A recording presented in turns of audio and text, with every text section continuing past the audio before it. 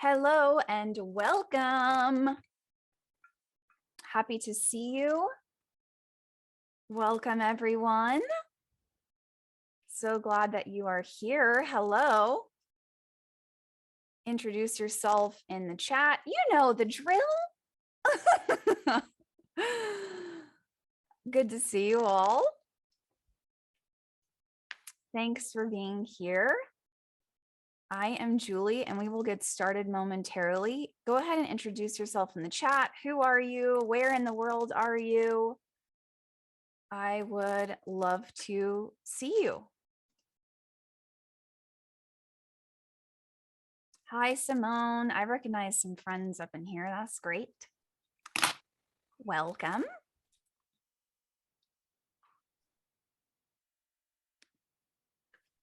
Cool. Hi, Rachel. Danielle, Walt. What's up, Walt?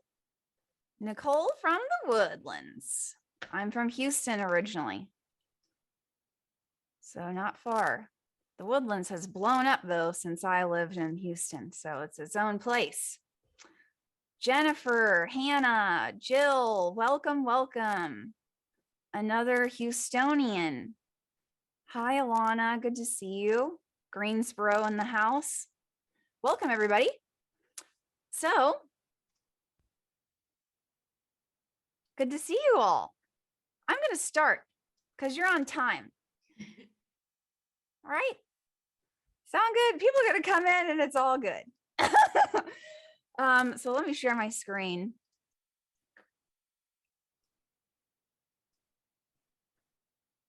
Welcome to the 3 essentials to being world class. I have a passion for being a world-class fundraiser. I want to be the very best. I'm not shy about that.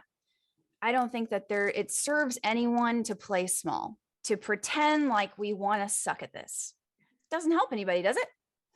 So let's just own it that we want to be great, right? And you're here, and I assume that you're here because you want to be great. I'll tell you a little bit about me, and then we're just going to jump right in. So who am I? I'm Julie Ordoñez. Hello, I'm based in Los Angeles. I'm originally from Houston, Texas. I started out over a decade ago. I was super stressed. I got fired from my first fundraising job. It didn't go great, but I learned a lot. And I eventually got a dream job working at United Way of Greater Los Angeles. That was my big dream. If I could just work at United Way, that would be amazing. And I got there and I was on the major gifts team, raised millions of dollars. I learned a lot. And the biggest key for me, the biggest difference maker was not just training, it was mentorship. I had an incredible boss who was the director of major gifts at the time, who really invested in me and pulled me under her wing. That was a big difference maker for me. So if you've had a great mentor, put it in the chat. I've had a great mentor. I have. Or have you been that mentor for somebody else? Rachel says, wear that sequin skirt. Yeah. I love sequin. I love sparkly, shiny things. I love color. What can I say? Or if you know that you need mentorship, I need a mentor. Put it in the chat. This is a very interactive space. This is not going to be just me talking, okay? This is about you. This is about us learning together. If you're like, yeah, I think mentorship would make a big difference for me, put it in the chat. Yeah, Diana says, I need a mentor. Right. I have too many mentors. Oh, okay, Rachel. I definitely need one. Yeah, I hear you. Right.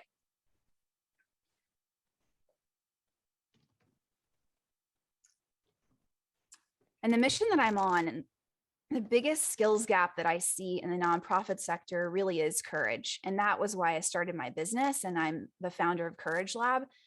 I created a space where fundraisers can work on becoming more courageous. And so I didn't really see that happening anywhere. There weren't any courses about how to build personal courage connected to fundraising.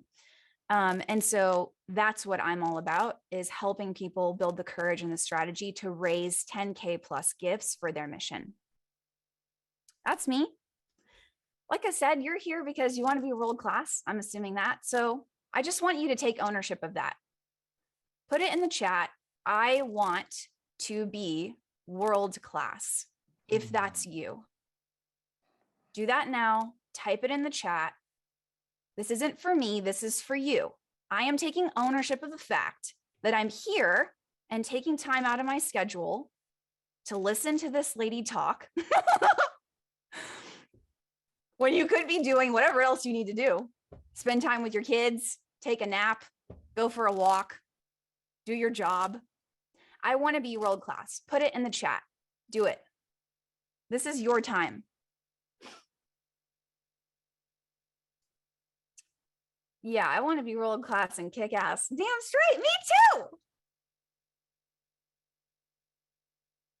That's great. I want to be the best I can be. Great. Walt's fundraising goal is 25 million. All right. Okay. Yeah, yeah, Walt, that's a lot of money. That makes me sweat a little bit.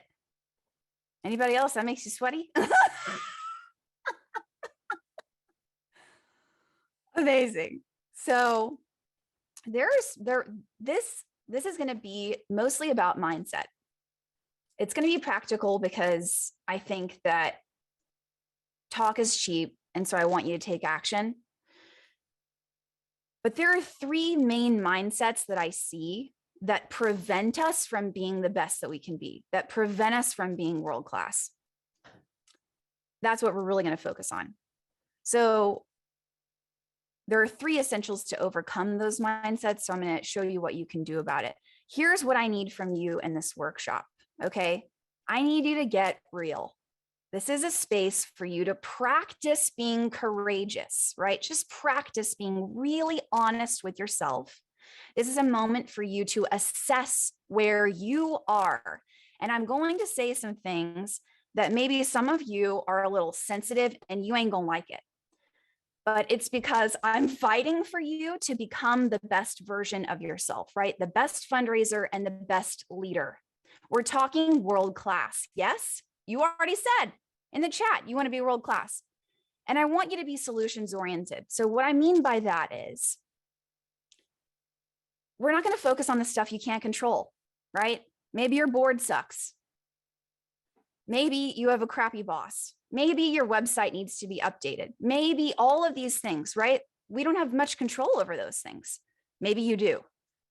But let's focus on the things that you have control over. Sound good? So I want you to put in the chat solutions. If you agree to that, I want you to put the word solutions in the chat that you're hearing me. Yes, great. Lots of solutions.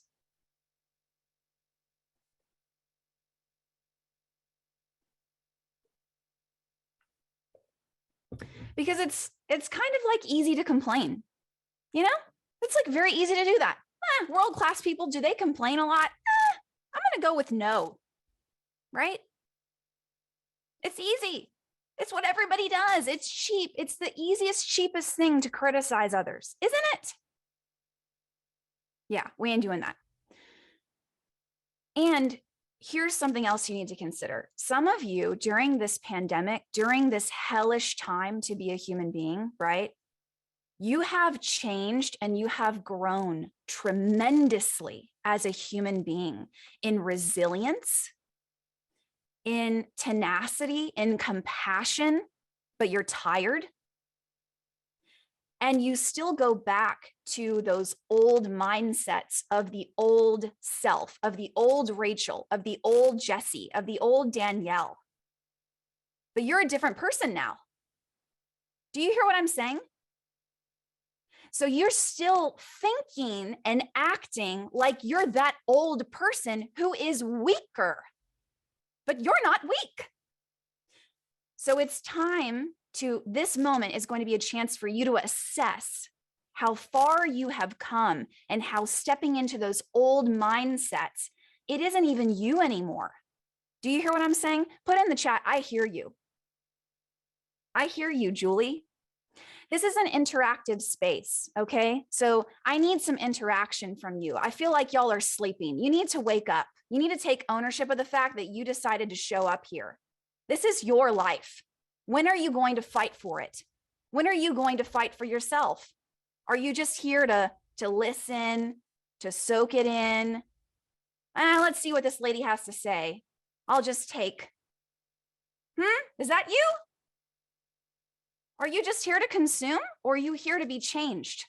What is it? You have to decide. I need to hear from you. This is your moment. Some of you are stepping back into those mindsets that are old because they're comfortable, because they're familiar, because they're self-protective. But they keep your mission small, and they keep your results small. But we're done with that, baby. We're done with that. As of today, we are moving forward. We are going to have some tools to move forward. Jennifer says, I'm here to change and get some courage on. Let's go, Jennifer. I am with you. Me too. I want to change too. I want to get better. I'm not teaching this because I've mastered it. I'm teaching it because I'm a continuous student of it, and I'm committed. Do you hear me? I know. I'm preaching. That's how I do. Life's too short. You know, you got to have some fun and laugh. You got to be a little, it's all good. I'm a little goofy too, and it's all good. So here are the most common limiting mindsets that I see.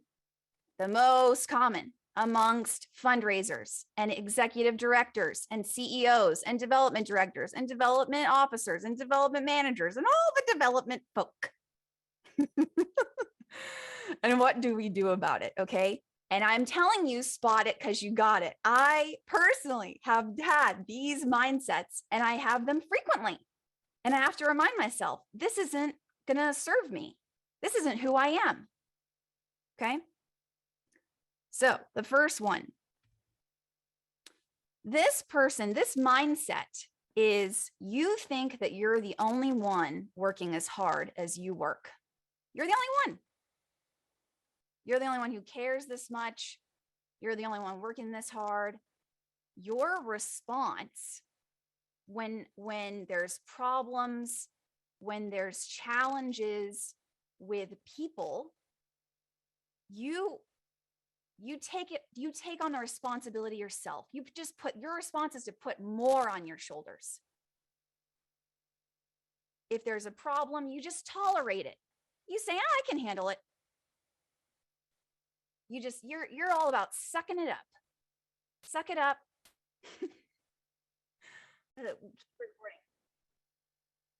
Oh, y'all wait. Is this sounding like you? Say, this sounds familiar. Is this sounding familiar? You're stressed out. This is an emoji of somebody who is like, trying to hold it all together, smiling, but they're stressed and sweating. You deal with analysis paralysis in this mindset. You overthink things. You commonly think, I'm the only one. You feel alone. And you often do not ask for help, and you don't really let people help you. It's a struggle for you because you're the helper. You're the one. It's on your shoulders. The whole damn weight of the world. It's you. And this mindset, and I told you it's going to get real, okay? But if you don't like me, I'm willing to deal with that. That's fine. This mindset is called the timid martyr. And their thought process, if this is you, you think this often. I don't want to bother them. I can handle it. You don't want to bother donors. You don't want to bother your teammates. You don't want to bother people in your life. You think that you're bothering them. So your response to that is, it's fine. I can handle it. Whatever needs to get done, I can handle it.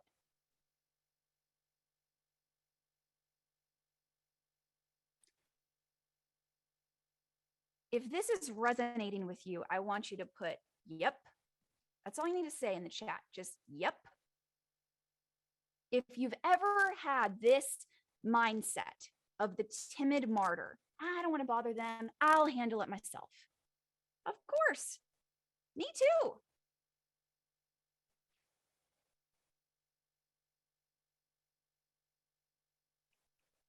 Good for you, Barbara. She said, I was there. I'm not now. Love it. This is one of the most, Marcus says, I know not of which you speak. Wonderful, Marcus. Maybe we'll be coming to your mindset next. This is one of the most common mindsets that people that I work with deal with. They think they're the only one who cares enough. And so they just put it more on their shoulders. And the way that you overcome this is by strengthening your courage muscle. Every single one of you has courage within you, but some of you don't realize that you use your courage muscle. Some of you don't really use it much. You do things you're really great at. You refuse to let people help you because courage for you would be humbling yourself and allowing people to help you.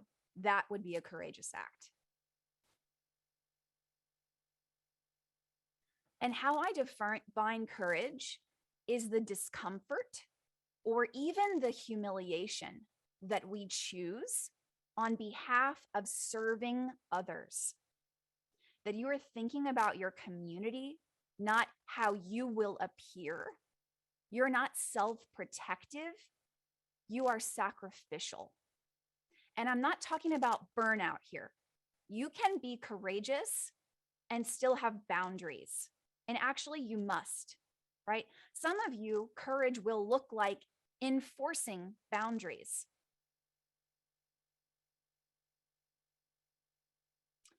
So how I think you really build courage, what does that look like? When I say abundance attitude, this could be simply said in one word, faith.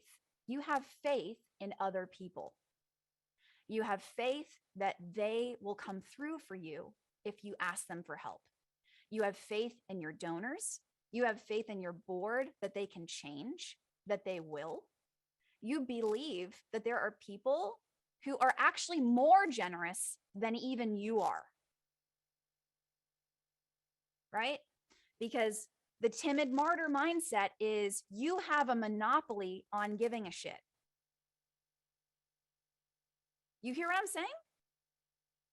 And this is prevalent mindset within our sector. And it makes our impact so small as a result, because we have to reaffirm that belief that we're the only one. And so we act like that. We act like we're the only one.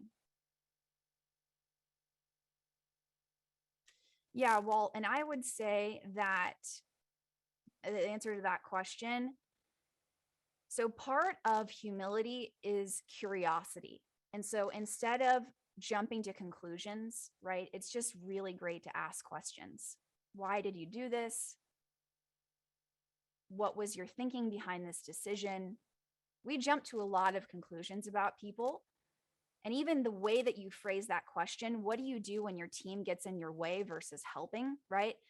That's an attitude adjustment in how you see people, right? This has to do with abundance attitude. Do you actually believe that they have the capacity to change? Can you give people the benefit of the doubt like you would want them extended to you, right? And then owning your genius is a part of courage. The most courageous thing we can ever do is just be fully ourselves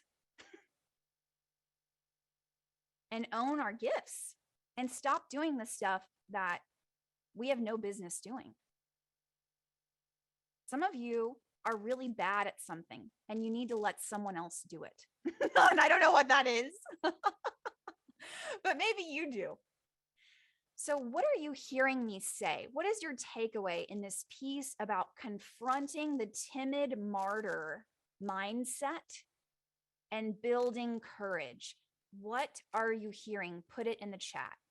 What is your one aha or your insight? We need to learn from each other. Put it in the chat.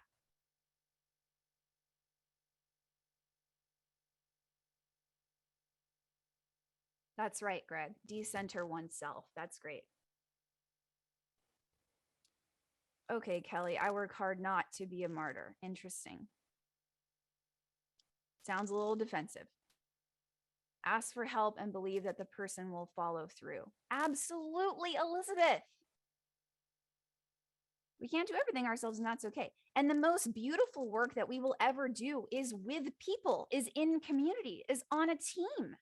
We know this, don't we? Recognize your own role in feeling overwhelmed. That's great, Jesse. Believe others will help. Yes. Stop doing what you're bad at. Right on, Barbara. Yep. Jennifer says, I avoid doing things that take courage by doing other things I know I'm good at. Yeah. Ask. Yes, Diane. Absolutely. Right on. I think y'all are getting it. This is essential. If you really want to be world class, this is the very first essential. You need to get more courageous. You need to flex the muscle of courage that you have. You already have it within you. You have it.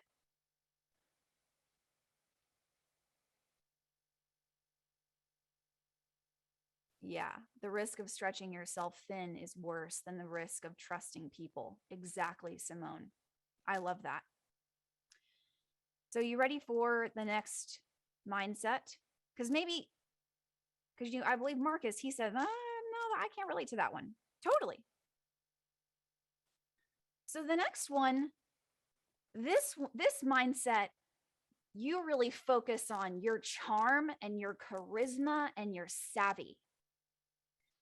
You're good at fundraising. You get results. And you're relational.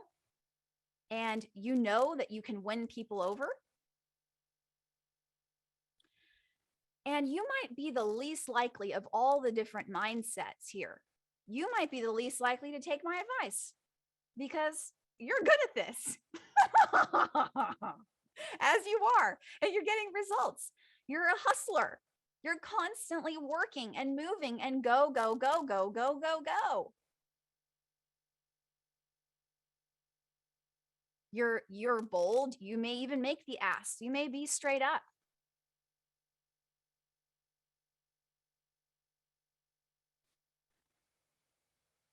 And you're also pretty reactive. So your activity day to day is based on who is in your inbox. Whoever emails you decides what you do with your time. Does that sound like you? You are responsive. You're not proactive. You are reactionary. You're less planful because you can rely on your own savvy and natural talent, frankly, for fundraising, that you feel like you don't really need a plan. Is this resonating with anyone? Do you ever get into this mindset? You're like, oh, I can win these people over. I can wing it. Beth says, this is me. Greg says, every minute of every day.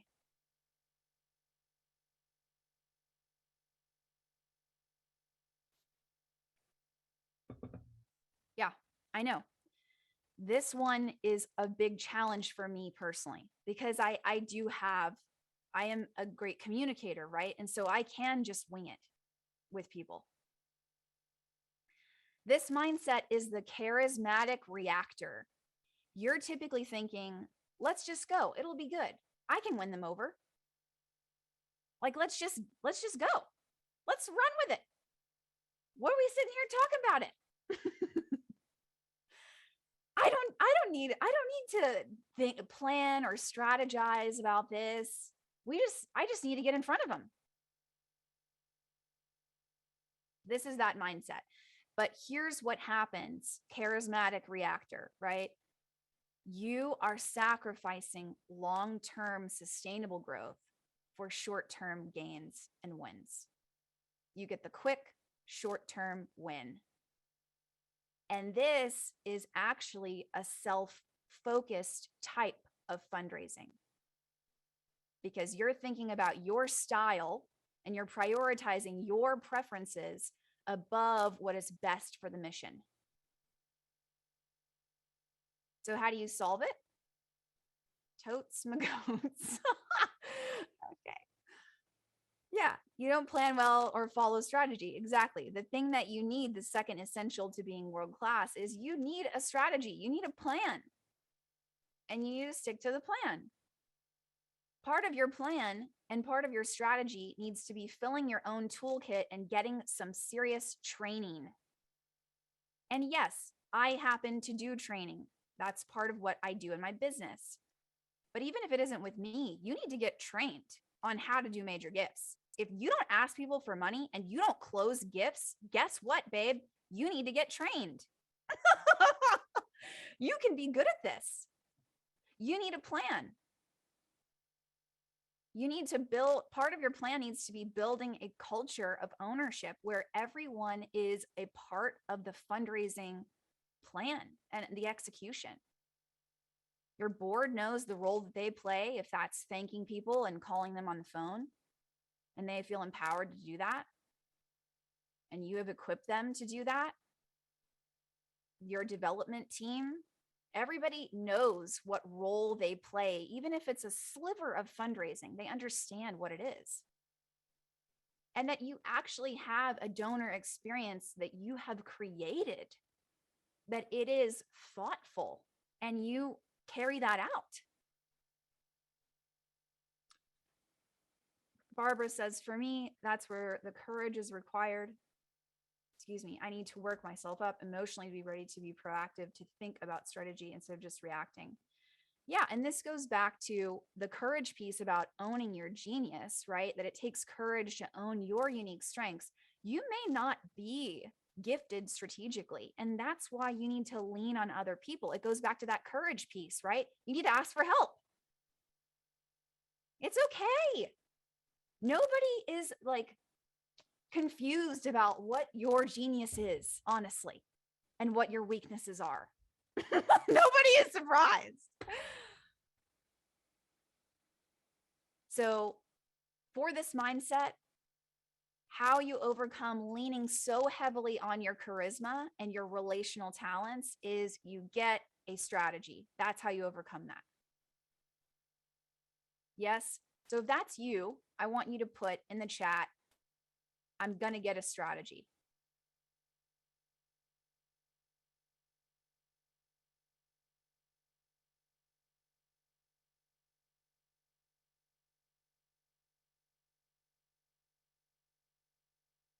Yeah, great.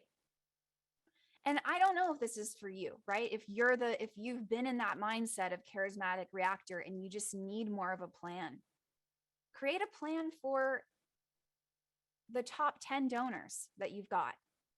You don't have to boil the ocean here. Start somewhere. Yes? So you ready for the next mindset? If you haven't really felt like this is any of you, then this one might capture something that you've experienced. Yes, build your courageous plan. I love that. So this one, this mindset, ooh, you're tired. Ooh, you get so much done. You have a plan and you carry it out, and nobody could ever accuse you of being lazy. People look at you and they're like, yeah, they work a lot. They get a lot done. They're amazing. You're bold. You're not like typically afraid to ask. You don't fear making the ask. You stick to the plan. You're a taskmaster. You have a to-do list. You see fundraising as something you need to execute, and you get it done. Is this sounding like you? I get a lot done. I'm a box checker, baby. I love the box and I check it. Is that you? Sounds like you. Did I mention you're typically tired? And if you're honest, you're not really inspired to do this right now. You're not. You're not really particularly inspired. You know in your heart that what you're doing is important. You know it changes lives. I mean, it does, right? Technically. Now I'm hitting a nerve. Okay.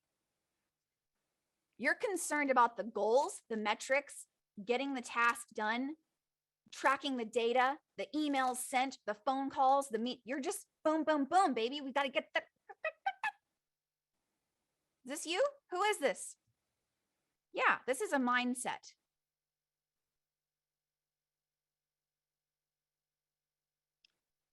This is me in spades.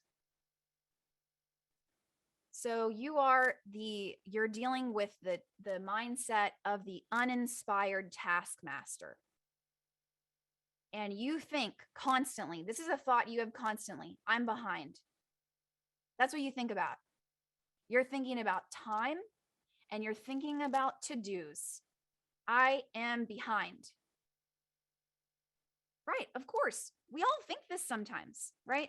This isn't necessarily, I'm not saying that this is who you are. I'm saying that this is a common limiting mindset that we often get ourselves into.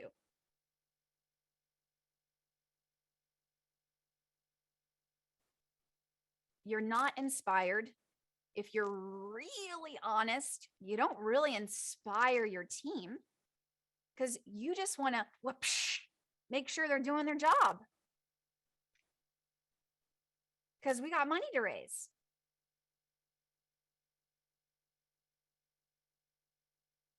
Right. And the way that you overcome this mindset is by building relationships. You have the courage and you have the plan. You are struggling to connect with your why, the impact of your mission. It needs to connect to your heart. And you need to have some discipline around it connecting to your heart. And you need to build a team of people who are catalytic, who are enthusiastic, who care about bringing in new donors. It's usually a really enthusiastic donor or board member. And they need to be your wing person. You need to build relationships and really take time to get to know people. This is not going to happen on your timeline. Relationships are organic. Money flows through relationships. And the trouble with this mindset of being the uninspired taskmaster is that you will hit a ceiling. You will raise a lot of money, but you will hit a ceiling. You will. Because you're missing the joy. Joy makes fundraising sustainable. It makes it something we can do long term. If this is all about tasks, and if it's all about getting things done and making sure that we're on track to meet all of our goals and metrics, then your focus is on the wrong thing. And this definitely leads to burnout.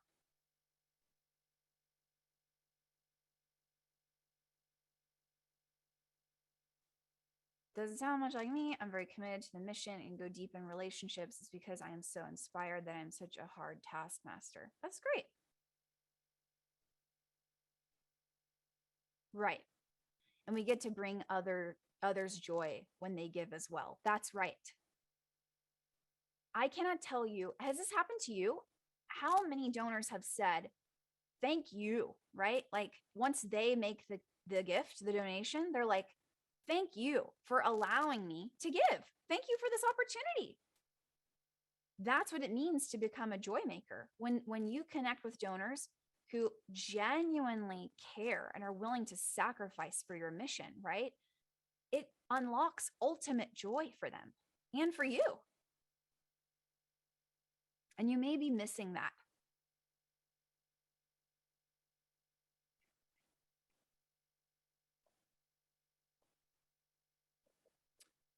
So these are just to wrap it up, right? These are the 3 most common limiting mindsets. And this is it all put together here: courage, strategy, and relationships. So this is my proprietary copyrighted framework. This is my intellectual property on exactly how I see the 3 essentials of being a world-class fundraiser, based on my own experience, based on everything that I've learned in the field, doing major gifts for over a decade, all of my amazing mentors. Courage, strategy, and relationships are really the foundation to being world-class. So I want you to put in the chat, as a result of our time together so far, I want you to tell me, what is your biggest action step that you need to take? And I want you to take just a little moment to think about it. Think about, based on what we're talking about, what is the action step that you need to take, and by when? So give yourself a deadline. What do you need to do? What is burning in your heart and on your mind right now, based on what we're talking about?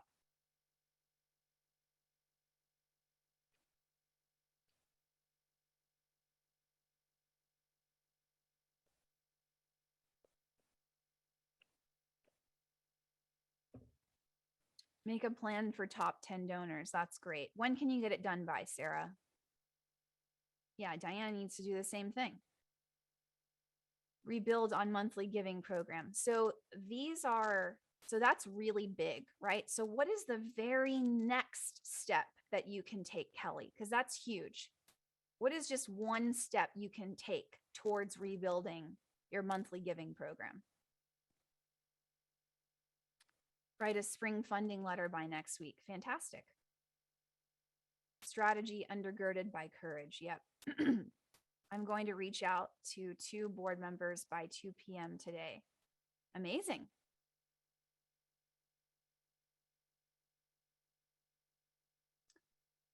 Katie, great. So how are you going to create those relationships? Is your next step to ask for 1 meeting by the end of the day today? Elizabeth, trusting my coworkers. So I want you to get more specific. That's too vague. I probably need to focus less on my strategy inclinations and more on my relationships, outreach, finding joy. Yeah, so I'm going to go with, you definitely need to do that. If you wrote probably.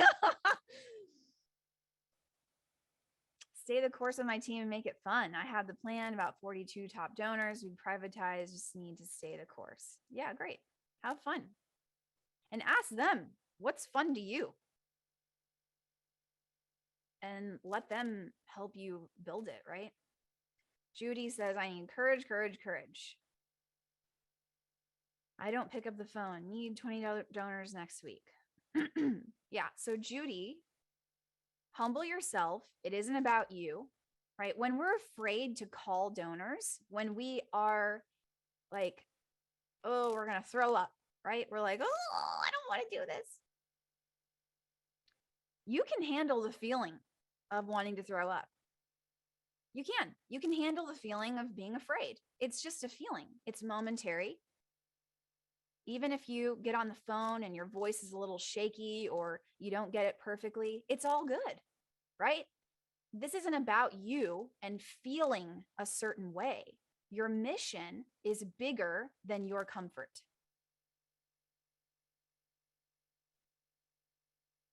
And, call somebody who you think is going to be a softball. It's like somebody who you already know is enthusiastic or on your side, on your team. Call them first to build up the courage to call somebody you don't know. Create a list of at least 10 to 15 individuals I can ask to become donors or increase their gifts. Fantastic. Analyze our data and connect with current monthly donors. Okay. I love that, Barbara. breathe and listen to myself honestly. Yeah, Greg.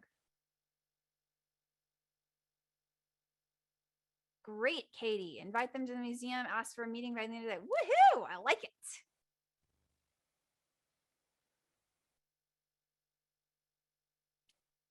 These are great.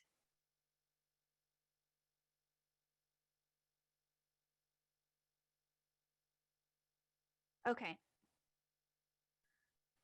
And so the last thing that I want to say about this is I know that this works because my clients who go through my Courage Lab program, it's based on that framework that I shared. They typically 4x their investment in 4 weeks. So if you're like, is this all theory and this framework, that's nice and it's pretty and ooh, the circles, right? But this actually works for people all over the US. These are just some of the screenshots of their results, but I know this and I've seen people implement what I teach, and they not only raise a lot of money short term in major gifts from individuals, but they really transform and become more themselves, and they become bolder, more clear, better communicators. They can actually speak intelligently and clearly and succinctly about their mission with confidence. In one meeting, the Courage Lab cohort that we just finished this week, in one meeting, they got a donor to go from giving 10,000 to 45,000 in just one conversation based on what I teach in Courage Lab, right? So this isn't because I'm saying, oh, this is nice. Oh, this is nice. Oh, courage. Oh, that's sweet. Let's have more courage, team. It's because this is real. And I have taught dozens and dozens of people all over the US this exact framework, and everything that I teach is based on this. And people continually get incredible results. So that's how I know that this works. That's how I have the credibility to say to you what I'm saying to you. So at this point, we're going to do a Q&A. So I'll stop there because I know I've said a lot. So what questions do you have? How can I support you? What support do you need?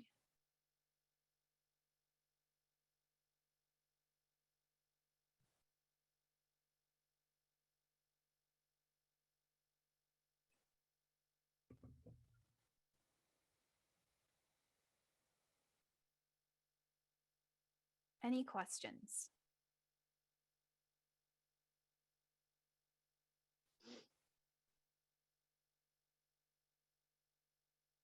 Mm-hmm.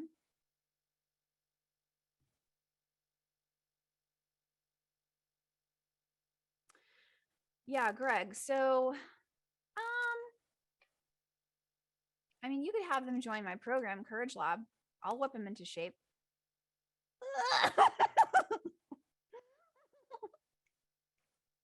If they're a fundraising board member, like if they're interested in helping with fundraising, if they're going to be interacting with major donors, then they're absolutely a candidate to be a part of this program. It's 6 weeks. Yeah, I this is the only way that I help people, so that would be a solution. I think the best way also is for you to embody these things and to influence the culture organically as a result of who you are. And that you are part of the culture that you want to create in your organization. But I don't do board trainings. Yeah. I hope that answers the question. If you want to have a follow up, go for it. How to get board members to be a part of the fundraising team. That is a topic that we cover inside Courage Lab. I do not have time. That is a massive topic, right? It's a huge challenge for so many organizations. If that's a challenge for you, put board in the chat because I totally get it. That's something that we talk about. specifically around building relationships and activating your catalysts. That's what I mean by engaging your board. There are at least 1 or 2 people on your board now who may be dormant catalysts, and you might be overlooking them. So I help you within Courage Lab to engage those people and get them to help you out. Right? Because what happens is a lot of board members are, if we're really honest, they're totally ignorant of fundraising, but they don't think that they're ignorant. They think that they know exactly what fundraising is. I've had board members say to me like, oh, you're not shaking down my friends and my network. Right? And that's the attitude of some people. And it's because they really misunderstand what it is that we're looking for here. We're looking for people who already care about this mission and have a heart to give. Those are your major donors, and they're already within your donor network. They're already giving to you, right? So the first place that we start inside my program is, let's look at the people who are already giving to you and let's get them to give their best gifts. Diane, do you have a spring funding letter model that works to share? I do not, but I am doing a pitch clinic this time next week. So if you want to sign up for that, it's like $147. It's super cheap. And if you bring your spring funding letter, I will give you personalized feedback on it and help you rewrite it.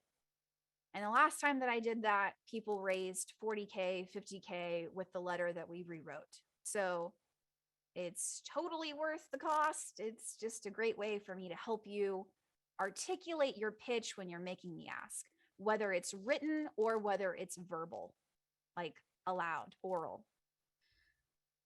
I would really love help to have some suggestions of what to say when we make a call to a donor. So again, Stephanie, that's something that I do inside my program, Courage Lab. If Courage Lab is out of reach for you right now, then you can come to my pitch clinic next week. Yeah, because it's literally, how do you pitch? And it's limited to 20 people, and you'll basically get to practice your pitch. It'll be like, 2-3 minute pitch, or you can write a written pitch and I will give you feedback on that. You'll get peer feedback. You'll get to hear other people's pitches. It's really, really helpful. And people usually love those pitch clinics. I struggle to feel like I'm doing enough. Do you have any advice? Jessica?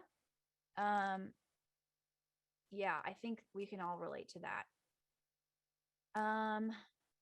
I think that the answer there is for you to have compassion with yourself. You're doing good and it's okay. You're not behind. You're very critical of yourself and you have very high expectations. And as a result of that, you're probably critical of others. So this critical spirit, it isn't helping you, Jessica. And you need to practice compassion. You are doing the best that you can. And that is enough. And you need to take breaks. And you need to have a life outside of work. You need to see that it isn't that serious. It really isn't. You can do the best that you can do. And that is enough.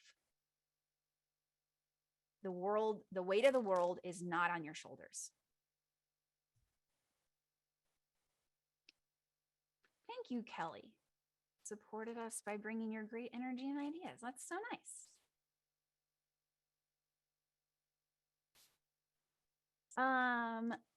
Kelly asks how to push new projects forward. We are so busy in the day-to-day. So Kelly, that takes courage. It takes saying no to people. Oh, imagine that. No, I'm not going to be doing that right now. End of sentence. No, I'm not able to get to this right now. This is something that I can prioritize in a month from now because I am doing this, this, and this. Or set a time for yourself to make a strategy and make a plan and keep that appointment. Do not allow other people to co-opt that time. You allow this rush busyness day to day. You're in the reactive mode, and you allow people, right, to take over your schedule. Cut that out. It can end today. You could just say, look, I got to get this done. That's the way it is. And they can go cry a river. Some of y'all need to tell people, boo-hoo, go cry me a river. That's what you need to do. You need to be like, oh, well, I have a job to do. Don't you? You need boundaries.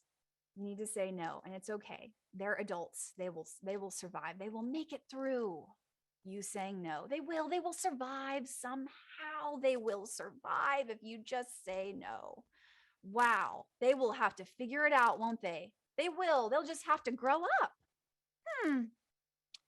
Interesting.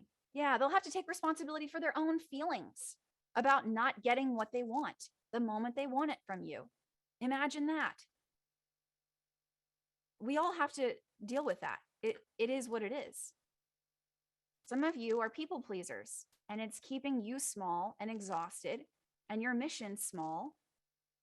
And it's because you're just saying yes to whoever comes your way. You're like, oh, well, we got to do that because this person asked and they're on the board. No. Let me tell you something that maybe nobody else will tell you. Everyone is replaceable. Everyone. Every board member, every donor, every single one is replaceable. You and me, we're replaceable. That may hurt your feelings, but here's the deal. Nobody owns your mission. No one. I don't care how much money they have. I don't care if they're a billionaire. I don't care what their last name is. I don't care. There are people out there who get your mission and they get what you're doing, and they're not going to hem and haw about how you do it. They're just on board, and you're wasting your time with people who don't get it because you're in a scarcity mindset and you believe that the money you have now is all you're going to get. So you just got to put up with their bullshit, and you don't. You can get some self-respect and say, you know what? Please keep your donation. I don't think this is a partnership we're looking for any longer. Some of you need to say that. Some of you need to let go and release and bless your donors. Is that you? Are they driving you crazy? I don't know. Only you know. I don't know. Is this resonating with you?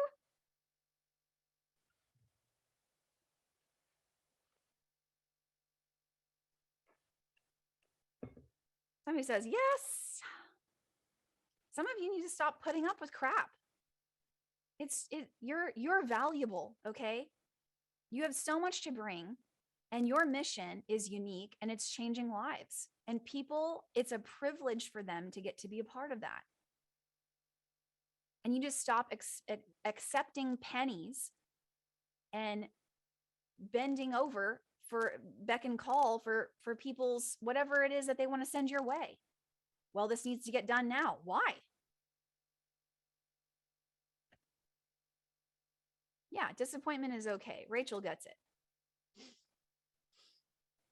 Sarah Gilbert.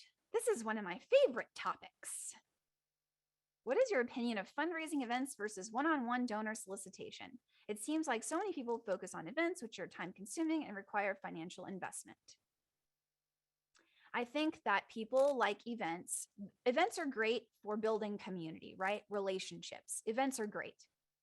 For raising money, though, I think that a lot of people rely on events to raise money because they're scared to ask people one-to-one to their face straight up. It is definitely more efficient to meet with someone one-to-one. When you meet with them one-on-one, you can go deeper. And when you go deeper, you're actually going faster. It's more efficient. When you meet with a donor one-on-one, and some of you don't do this, so you don't know. When you meet with a donor one-on-one, they're going to share things with you they're never going to share at an event. They're never going to share in mixed company. They're never going to share in a group, right? Don't you do that? Don't you share one-on-one with people who you're getting to know, things that you wouldn't say in mixed company?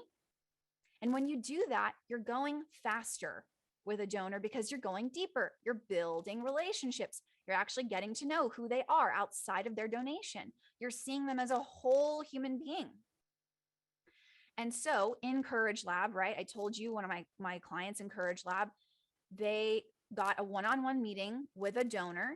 And the previous year they were giving $10,000. And that's a great gift. That's good, right? It's good. And in the meeting, she uncovered that they're really passionate and they can do more. And she got them to increase their gift to $45,000.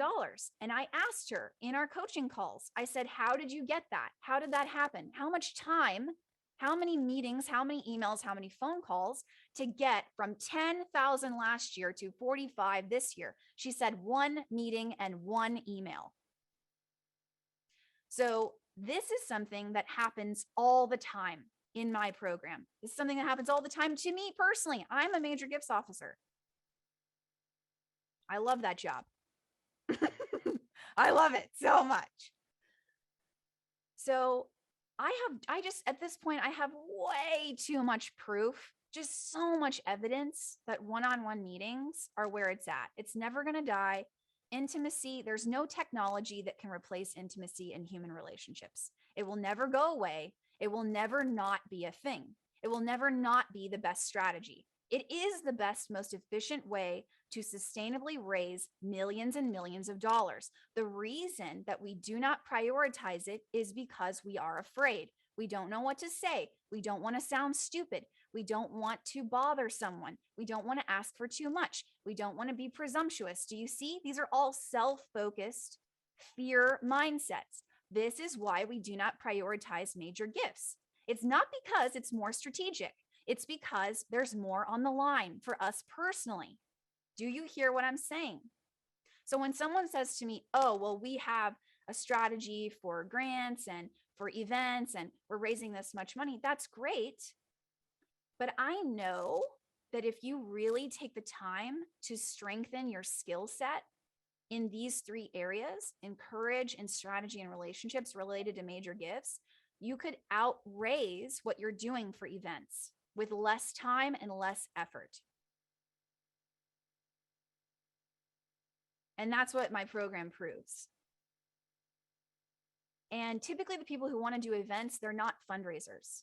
Like they're people who like events or they're events people. And that is a strategy, but not a fundraising strategy. It's a community building strategy. It's a strategy to open doors, right? It's an opener. It's not a closer. The closer is the one-on-one meeting. The opener is, hey, we're doing this event, bring a friend. It's an easy thing for a board member to do, right? So events have a place in the universe. I'm not saying don't do events. That was a long events rant. Do you get it? Do you get what I'm saying? We prioritize events and we ask people from the stage to donate so that we can say that we are fundraising, but that is not the most effective way, the most time efficient way to raise millions of dollars. It's not. It's not more strategic, not hardly for anyone. It's because our CEO or our board, they just don't want you to ask their friends and their network straight up for 10K. Oh. Fear is the mind killer. Yeah, it's true. You know, grant application, right? That's not efficient. Oh my gosh, it's like the least efficient thing, right? You spend so much time. So many people on the team touch the application. It takes hours and hours. And maybe you get a dime of what you asked for. And it's 12 pages long and you have to report quarterly some BS. I mean, for 20 grand. Woohoo. I could get 20 grand in 30 minutes on a phone call. Why would I waste my time and my staff's time on 20 grand grant application or 50 or 100? There are donors that you have who will give you that money for way less work. But we're so afraid. We're so self-protective. We are living in a time where we are ruled by our feelings. We just can't bear to feel bad. And as a result, we feel bad all the time. It's so ironic. I can't bear to feel awkward. I can't bear to feel a fool. Yes, you can. I guarantee you can. You're tough.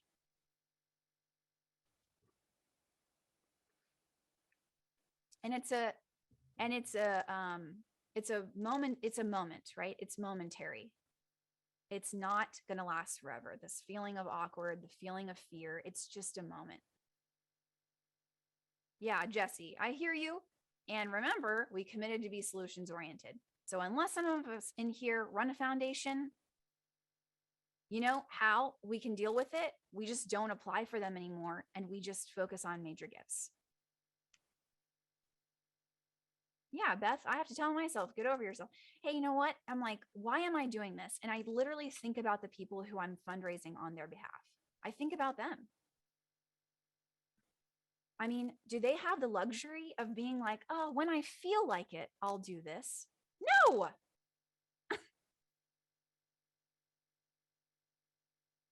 Okay. So I have an offer for you today because you're still here. So if you want to join Courage Lab, okay, and I'm not going to go through all these questions. We'll do a Courage Lab Q&A another time. If you want to do Courage Lab, and if you know that it's for you, if you know that you need this, then I want you to sign up today. If you sign up today, it's $49.97. That's how much it costs. If you sign up today, you're going to get instant access to my entire course right away. And it's really going to help you. But you're also going to get a coaching call with me this month, one-on-one. I do not do one-on-one anymore. There is no way that you can get this possibly without doing this. So if that's going to be supportive to you, if this is something that you're interested in, please sign up for it, julieordoñez.com. It's 6 weeks of live group coaching. You get to ask me lots of questions. It's a lot like this. You know, I do some ranting on different topics, some teaching. We have fun. It's really transformative. It is so beautiful to see the transformation that takes place.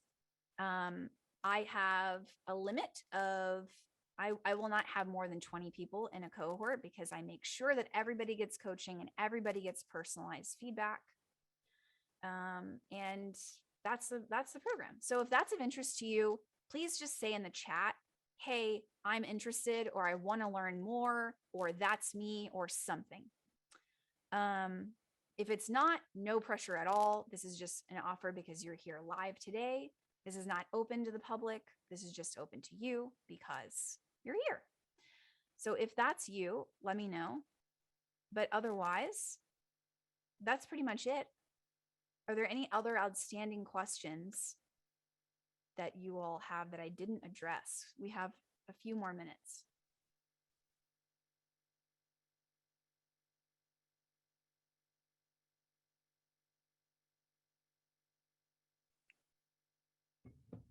Yeah, that's great.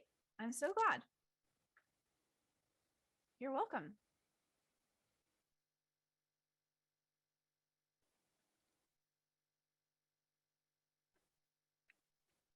Thank you, Jennifer. Thank you, Katie. I'm so glad, Danielle. Cool.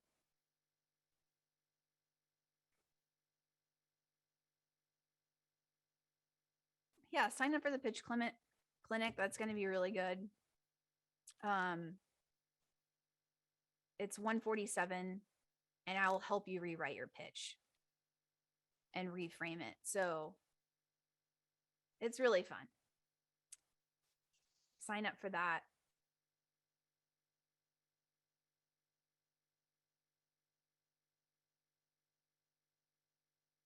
Okay. I think that's it. Great job, everyone. Other pitch clinics, if you can't make it next week, at the moment, no, I do not have anything scheduled. But I do a pitch clinic that is a part of Courage Lab. So if you decide that you want to join that, that is one session that we have, is everybody gets to practice their pitch out loud in front of their peers. They get feedback from me, they get feedback from their peers, and you really get to work on talking about your mission and making the ask for a major gift. So that's a part of the program. But I'll probably do one in the future. I don't have it on the calendar now.